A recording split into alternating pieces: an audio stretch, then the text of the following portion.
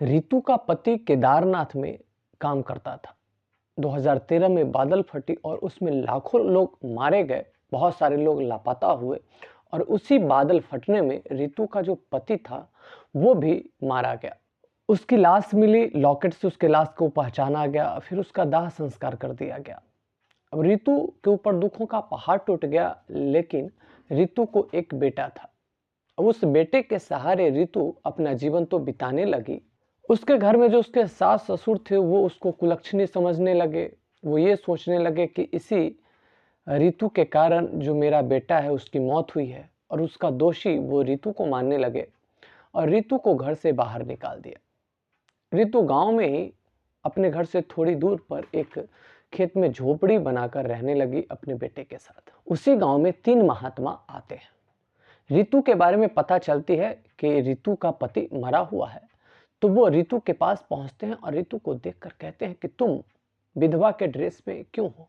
तुम्हारी उम्र तो अभी कोई ज्यादा नहीं है, बहुत है तो 25-26 तुम्हारी उम्र होगी।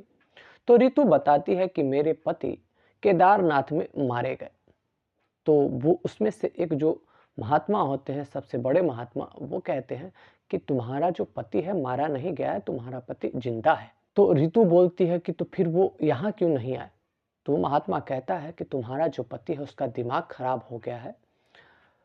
तुम अगर उसको पाना चाहती हो तो तुमको ये जो विधवा का ड्रेस है इसको छोड़ना पड़ेगा और तुमको सधवा का ड्रेस पहनना पड़ेगा, जैसे सधवा महिलाएं पहना करती है, जो सामान्य महिलाएं पहना करती है। रितु खुश हो जाती है और उस महात्मा की बातों में आ जाती है। घर में जाकर जो ही वो अपना ड्रेस चेंज करने के लिए अपना कपड़ा खोलती है, त्यों ही वो तीनों महात्मा उस रूम में घुस जाते हैं और उस रितु के साथ बदतमीजी करने लगते हैं, जबरदस्ती करने लगते हैं। दोस्तों, क्या होता है उसके बाद और क्या है पूरी कहानी, ये जानने के लिए आपको मेरी पूरी वीडियो देखनी पड़ेगी। ये कहानी बहुत ही मार्मिक है और बहुत ही हृदय स्पर्शी है, शिक्षाप्रद है। इसीलिए आप लोगों से आग्रह है कि कृपया इस कहानी को अंत तक देखें और प्लीज मेरे इस चैनल को सब्सक्राइब कर दें। नमस्कार, प्रणाम। कहानी के इस एपिसोड में मैं सूरज राय आपका स्वागत करता हूं। चलिए कहानी शुरू करते हैं। ये कहानी है यूपी के गोरखपुर की। गोरखपुर में एक रितु नाम की लड़की होती है जिसकी शादी बड़े ही धूमधाम से की जाती है। उसका जो पति होता है, दोनों की जोड़ी बहुत अच्छी थी और दोनों मिलजुल कर रह रहे थे, बड़े अच्छे से रह रहे थे। शादी के 2 साल तक दोनों को कोई बच्चा नहीं होता है, लेकिन 2 साल के बाद रितु प्रेग्नेंट हो जाती है। जब रितु प्रेग्नेंट हो जाती है तो रितु और उसका पति मिलकर डिसाइड करता है कि अब हमारे घर में बच्चा आने वाला है। तो जब बच्चे का जन्म होगा तो हो सकता है कि वो नॉर्मल डिलीवरी से हो या फिर हो सकता है कि ऑपरेशन से हो, तो उसमें पैसे लगेंगे। बच्चे पैदा होंगे तो उसके बाद पैसे की ज़रूरत तो पड़ेगी ही। तो हम लोगों को इसकी तैयारी पहले से ही कर लेनी चाहिए। और ये डिसाइड करके वो बाहर कमाने जाने का सोचता है। घर के ही बगल का कुछ आदमी केदारनाथ में रहते थे और उनकी आमदनी बड़ी अच्छी थी। तो ये सोच के रितु का पति भी केदारनाथ जाने की ही सोचता है कि वहां पर रेडी लगा लूंगा और उससे अच्छी खासी कमाई हो जाएगी, क्योंकि वहां पर पहले से जो रेडी लगाते थे उनकी स्थिति बहुत अच्छी थी। रितु से तो वो दूर नहीं जाना चाहता था रितु का पति, लेकिन क्या करे, मजबूरी में जाना ही पड़ता है। यूपी और बिहार के लोगों को ये सब तो करना ही पड़ता है। अपने पति को जाने की जितनी भी तैयारियां होती है रितु अपने हाथों से करती है, लेकिन मन ही मन वो रो रही थी। लेकिन रितु का पति उसको बार बार समझा रहा था कि पगली, तुम रोती क्यों है? मैं हमेशा के लिए तुमसे दूर थोड़े जा रहा हूँ। ये तुम्हारे पेट में, तुम्हारे कोख में जो बच्चा पल रहा है, इसकी तो अच्छी परवरिश करनी है और इसके अच्छी परवरिश के लिए पैसे की जरूरत है, और पैसा कमाने के लिए तो घर से बाहर जाना ही पड़ता है लोगों को। शादी को 2 साल हो गए और इन 2 सालों को हम लोगों ने साथ में बहुत अच्छे से बिताया, लेकिन अब हम लोगों के ऊपर जिम्मेवारी है, तो इस जिम्मेवारी का वहन करना भी तो हमारा कर्तव्य है, दायित्व है। और इस तरीके से रितु को समझाकर उसका पति केदारनाथ के लिए चला जाता है। रितु भी भारी मन से अपने पति को विदा करती है। पति के जाने के बाद उसका मन नहीं लगता, लेकिन करे भी तो क्या करे।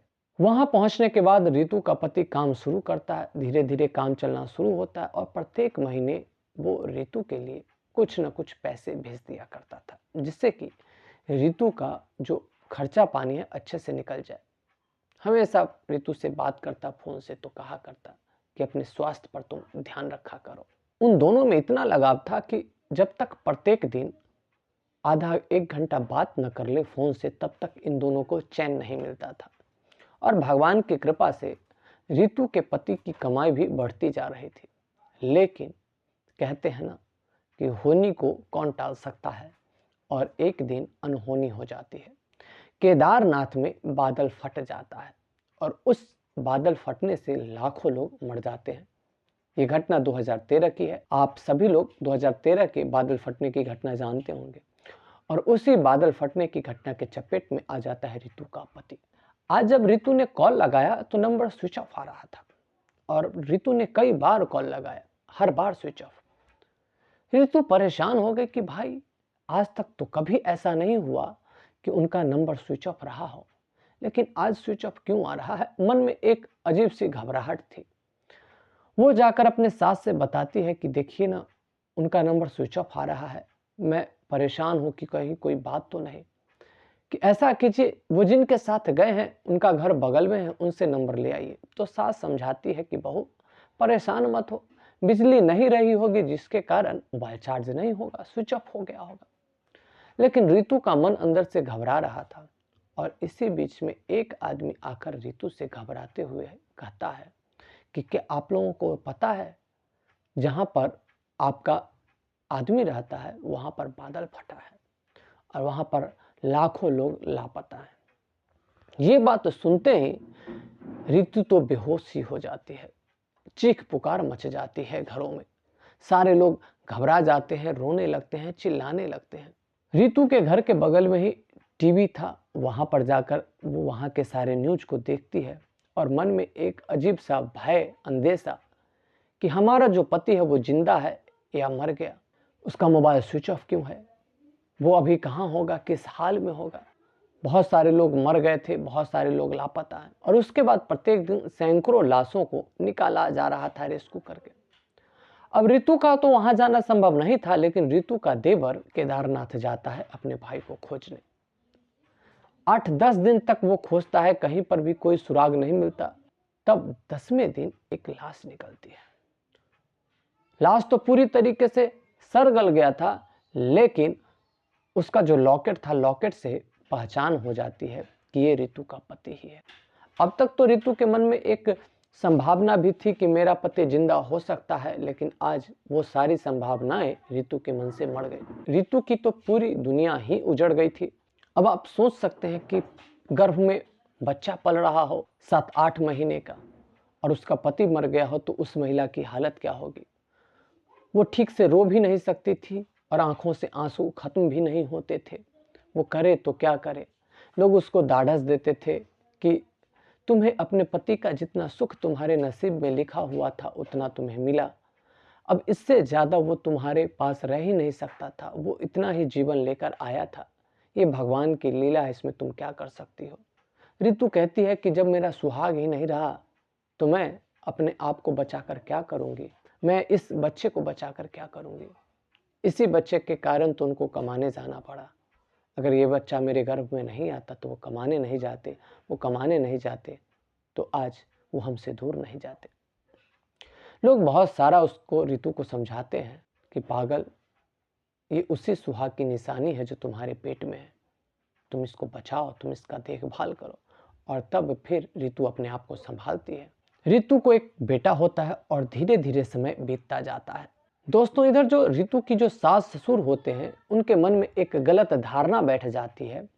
वो लोग ये मानने लगते हैं कि हमारा जो बेटा हमसे दूर गया है उसमें मेरी बहू का हाथ है, ये जो है ये कुलक्षणी है और इसी के कारण मेरा बेटा मारा गया। बात बात पर वो अपनी बहू को ताना देते हैं और एक दिन होते होते वो सारे लोग मिलकर ऋतु को घर से बाहर निकाल देते हैं।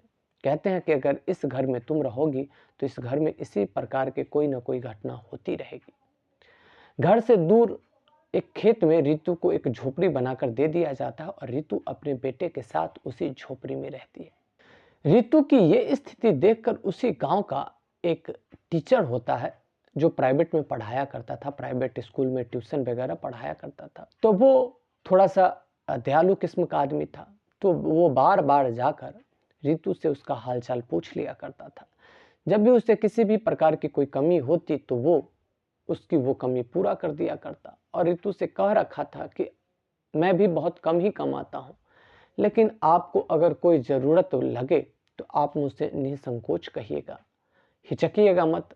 उस शिक्षक के ऋतु के प्रति मन में कोई भी गलत धारणा नहीं थी, बस उसके मन में एक दयालुता थी। इसी सिलसिले में वो कभी कभार ऋतु के कुटिया में चला जाया करता था।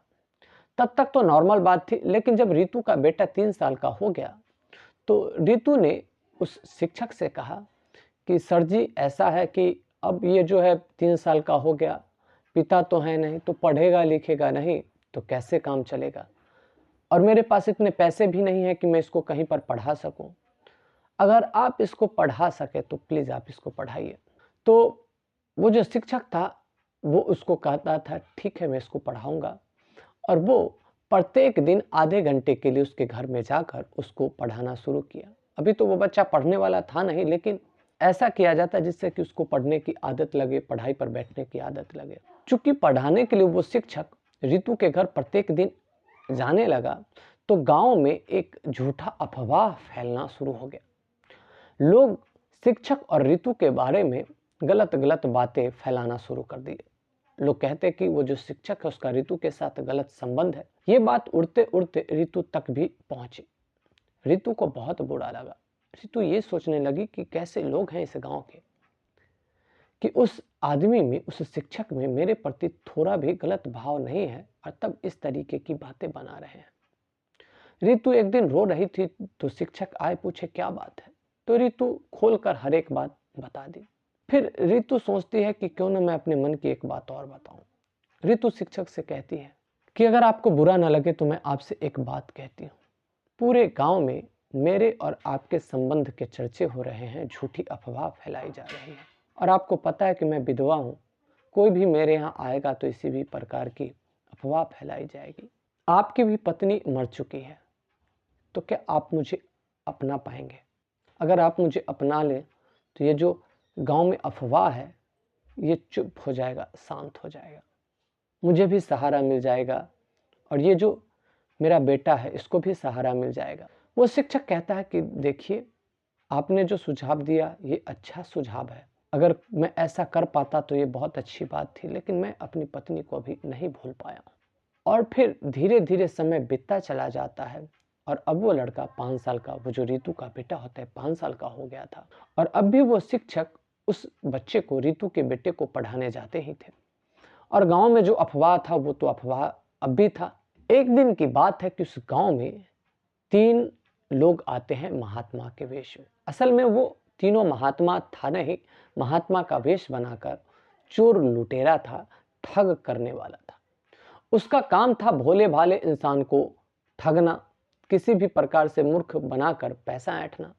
वो जब भी तीनों लोग गांव में जाते तो उसका काम होता कि वो पहले टारगेट सेट करते कि लूटना किसको है, ठगना किसको है, और फिर किसी न किसी दुकान पर जाकर या किसी लोग के माध्यम से उसके बारे में कुछ जानकारी इकट्ठा करते। ऋतु के बारे में भी उसी गांव के एक पंचर दुकान से वो तीनों आदमी जानकारी इकट्ठा करता है। उस तीनों में से एक मेन गुरु बनता है और 2 चेला बनता है, और पहुंच जाता है ऋतु के झोपड़ी पर। वहां जाकर ऋतु से कहता है कि कुछ दान करो, कुछ अन्न वगैरह हो तो दो। ऋतु के घर में कुछ ज्यादा कुछ तो रहता नहीं था, लेकिन थोड़ा सा अनाज था, तो वो गेहूं देती है। ज्यों वो गेहूं देने आती है त्यों ही वो जो गुरु बना हुआ होता है वो कहता है कि तुम इस तरीके से विधवा के वेश में कैसे? तुम्हारा तो ललाट कह रहा है कि तुम विधवा नहीं हो, तुम तो सधवा हो। तो वो ऋतु कहती है कि आप कैसी बातें कर रहे हैं? मेरे जो पति हैं आज से 5-6 साल पहले केदारनाथ में जो बादल फटा था उसमें मर गए। तो वो जो महात्मा बना हुआ होता है वो कहता है कि तुम कैसी मूर्ख जैसी बातें कर रहे हो? मैं एकदम स्पष्ट देख पा रहा हूं अपने दिव्य दृष्टि से कि तुम्हारा पति जिंदा है, वो मरा नहीं है। ऋतु कहती है कि उनका श्राद्ध कर्म किया गया है, उनका लाश मेरे आंखों के सामने जला है, तो फिर वो जिंदा कैसे हो सकते हैं? ये बात सुनकर वो जो गुरु बना हुआ होता है महात्मा, वो गुस्सा कर जाता है कि जाओ, तुमको मेरी बातों पर भरोसा नहीं है तो जाओ, तुमको विधवा ही रहना है। लेकिन साथ ही मैं तुमसे कह देता हूं कि ये संकट जो तुम्हारे पति पे आया था, यही संकट अब तुम्हारे बेटा पर आने वाला है। जो ही ये बात सुनती है कि ऋतु का हाथ पैर कांप जाता है, और वो जो महात्मा का दो चेला बना हुआ होता है वो ऋतु से समझाता है, बेवकूफ औरत, तुमको पता है कि ये कितने सिद्ध, कितने बड़े महात्मा हैं, कितने लोगों का कल्याण कर दिया, कितना आदमी ऐसा था जो खो गया था उसको इन्होंने खुजवा दिया, कितने पागल हो गए थे उसको इन्होंने ठीक किया, और तुम इनसे जवान लगाती हो, ये जो कह रहे हैं उस बात पर भरोसा करो। इस तरीके से ऋतु को मोटिवेट किया जाता है कि ऋतु उसके बातों में आ जाती है, उस महात्मा का पैर पकड़ लेती है और पैर पकड़ कर रोते हुए कहती है कि महात्मा जी माफ कीजिए, कहाँ है मेरे पति और कैसे हैं, अगर जिंदा है तो आए क्यों नहीं। तब वो महात्मा कहते हैं कि वो कैसे आएगा तुम्हारा पति, तुम उसे खुद नहीं यहाँ आने देना चाहती हो, क्योंकि विधाता ने ऐसा संजोग बना के रखा है तुम्हारे पति के साथ कि जब तक तुम इस तरीके से विधवा के ड्रेस में रहोगी तब तक तुम्हारा पति घर नहीं आ सकता, उसका दिमाग खराब रहेगा, वो पागल की स्थिति में रहेगा। पता नहीं कैसे, लेकिन ऋतु को उसकी बातों पर भरोसा हो रहा था। कहते हैं ना कि ठग अपने ठगी का जाल इतने अच्छे से बुनते हैं कि वो सच से भी ज्यादा सच लगने लगता है, और ऋतु जैसी भोली भाली महिलाओं के लिए उसके जाल में फंसना कोई बड़ी बात नहीं थी। ऋतु उसके बात के जाल में फंस जाती है और ऋतु कहती है कि महात्मा जी आप जैसा कहेंगे मैं वैसा करने को तैयार हूँ, बस मेरे पति मुझे वापस मिल जाए, मेरे बेटे के ऊपर जो बला है, संकट है, वो टल जाए। तब वो महात्मा कहते हैं कि ये जो तुम सफेद साड़ी पहनी हो, इस सफेद साड़ी को तुम घर में जाओ और उतारो, ये विधवा का ड्रेस है, जो सधवा महिलाएं पहना करती है वो ड्रेस तुम पहनो, रंगीन साड़ी पहनो और श्रृंगार करो, और उसके बाद मंत्र पढ़ाया जाएगा, और जिससे उस मंत्र को पढ़ते ही तुम्हारे पति का दिमाग ठीक हो जाएगा और तुम्हारा पति 1 सप्ताह के अंदर तुम्हारे सामने होगा। मरता क्या नहीं करता, जिसका सुहाग छीन गया हो और वो सुहाग फिर आने वाला हो, इस बात का अगर किसी को आशा दे दिया जाए तो उसके मन में कितनी खुशी होगी। वो तो कुछ भी कर सकता है, और वही कुछ भी करने को तैयार हो गई ऋतु। ऋतु अपने झोपड़ी में गई और झोपड़ी में जाकर अपना सफेद कपड़ा खोल ली, और खोलकर वो जो ही अपने ट्रंक से कुछ रंगीन कपड़े निकाल रही थी, अब तक तो ऋतु अर्धनग्न ही थी। उसी समय ये तीनों महात्मा, ये तीनों ठग जो महात्मा बना हुआ था, गेट में धक्का देकर अंदर पहुंच जाता है। जो ही ऋतु इन तीनों को देखती है एकदम घबरा जाती है, शर्मा जाती है और अपने आप के शरीर को छुपाने लगती है। तब ये महात्मा कहता है कि शर्माओ मत, इसमें शर्माने वाली कोई बात नहीं है। ऋतु कहती है कि आप लोग बाहर चलिए, मैं कपड़ा चेंज करके बाहर आती हूँ। तब वो महात्मा कहता है कि नहीं, वो जो मंत्र है यहीं पे पढ़ाया जाएगा, और अभी तुम जिस तरीके से हो इसी रूप में तुमको पढ़ना पड़ेगा। उस समय ऋतु के शरीर पर 2 छोटे छोटे अंडरगारमेंट थे, अंदर में पहनने वाला जो कपड़ा होता है, एक चड्डी और ऊपर में छोटा सा बनियान। लेकिन अपने पति को जिंदा आने के आशा में वो अपने शर्म को दाबते हुए महात्मा की बातों को मान लेती है। महात्मा उसको वहीं पर बैठाता है, और ऋतु को वैसे मन में थोड़ा थोड़ा शंका तो थी। महात्मा उसको वहीं पर बैठाता है और झूठा मूठा 2-4 मंत्र बोलने को बोलता है। ऋतु उस मंत्र को दोहराती है, और धीरे धीरे फिर वो महात्मा ऋतु के शरीर पर हाथ फेरना शुरू करता है। जो ही महात्मा का हाथ ऋतु के जंघों तक जाता है, ऋतु सकपका जाती है और तब कहती है कि ये आप क्या कर रहे हैं, ये तो आप ठीक नहीं कर रहे हैं। इतना में ही वो तीनों एकदम ऋतु के ऊपर टूट पड़ता है और चाकू का भय दिखाता है, कहता है चुप रहो, मैं तुमसे जैसा कहता हूं वैसा करो, और नहीं तो मैं तुम्हारी जान ले लूंगा। कपड़ा खोलो और मैं तुम्हारे साथ अपने शरीर की गर्मी शांत करना चाहता हूं। ये बात जो ही ऋतु सुनी तो वो एकदम हक्का बक्का रह गई। उसे इस बात की उम्मीद नहीं थी कि ये तीनों इस तरीके का भी कांड कर सकते हैं। वो तीनों बताता है कि मैं कोई महात्मा तहात्मा नहीं हूँ, हम लोग ठग हैं, तुम्हारे घर में जितना भी पैसा है जो भी है हमें दो। ऋतु कहती है मेरे घर में कोई पैसा नहीं है, मैं गरीब हूँ। तो वो कहता है कोई बात नहीं, तो हमारे शरीर की भूख को शांत करो। तब ऋतु कहती है कि आप लोग चाहो तो मुझे मार दो, लेकिन मैं आपका ये काम नहीं कर सकती। उसी समय उस तीनों की नजर जाती है बगल के बिछावन पर जहाँ पर रितु का वो 5 साल का बेटा लेटा हुआ था, उसी में से एक जो आदमी होता है उस बच्चे को गोद में उठा लेता है और उसके गले पर चाकू रख देता है और कहता है कि जो बातें तुमसे कही जा रही, अगर तुम वो बातें नहीं मानोगी तो तुम्हारे बेटे को अभी ही ऊपर भेज दिया जाएगा। अब रितु शक पका जाती है, अब करे तो क्या करे, क्योंकि उसका जो लाडला था वो उन लोगों के चंगुल में फंसा हुआ था। और अब रितु कहती है कि आप लोग जो कहोगे मैं वो करूंगी, लेकिन मेरे बच्चे को आप कुछ मत करो। दोस्तों, लेकिन संयोग देखिए कि उसी समय उस टीचर के आने का टाइम हो गया था। इसी समय में वो टीचर प्रत्येक दिन उस बच्चे को पढ़ाने आया करता था और आज भी वो टीचर आकर बाहर से आवाज लगाता है। रितु का जो बेटा होता है उसका नाम होता है मोनू, तो वो आवाज लगाता है कि मोनू मोनू मैं पढ़ाने आ गया हूँ, आओ बाहर। टीचर की आवाज जब ये तीनों सुनता है तो उसको लगता है कि बाहर कौन आ गया भाई, ऐसे में तो पकड़ा जाएंगे। तो वो उस महिला से कहता है कि तुम जाकर बोल कर आओ कि आज नहीं पढ़ेगा वो, आप चले जाए। चूंकि यहाँ मोनू के गले पर चाकू रखा हुआ था, तो जिस डर से वो जाती है और कहती है कि आज आप चले जाइए, मोनू आज नहीं पढ़ेगा, मोनू अलग चला गया है। टीचर लौट के चला जाता है। वो जाता तो है लेकिन फिर उसके मन में अजीब सा लगता है कि जब वो आई थी मुझे ये कहने, तो उसके चेहरे पर एक अजब सा भय था। क्या उसको कोई परेशानी तो नहीं? जाके पूछ के देखना चाहिए। दयालु किस्म का तो वो टीचर था ही। फिर जब लौट कर आता है और देखता है तो अंदर में रितु रो रही थी और अंदर से कुछ मर्दों की भी आवाज आ रही थी। टीचर समझ गया था कि अंदर में कुछ ना कुछ मामला है, अंदर से आवाज आ रही थी छोड़ दो छोड़ दो। तब टीचर गांव के ही कुछ लोगों को जमा कर लेता है और उस झोपड़ी को घेर लेता है। रितु के साथ अब भी वो सभी जबरदस्ती करने की कोशिश में लगे हुए थे, लेकिन किसी न किसी तरीके से रितु अपने आप को बचा रही थी। और तब बाहर से 10-15 लोगों के आने की आहट सुनाई देती है और बाहर से आवाज आती है, अंदर कौन है, बाहर आओ। ये जब तीनों सुनता है तो तीनों का होश उड़ जाता है। अब करे भी तो क्या करे। गेट खोला जाता है और गांव के सारे लोग मिलकर उन तीनों की बहुत ही पिटाई करते हैं और पुलिस के सामने सौंप देते हैं।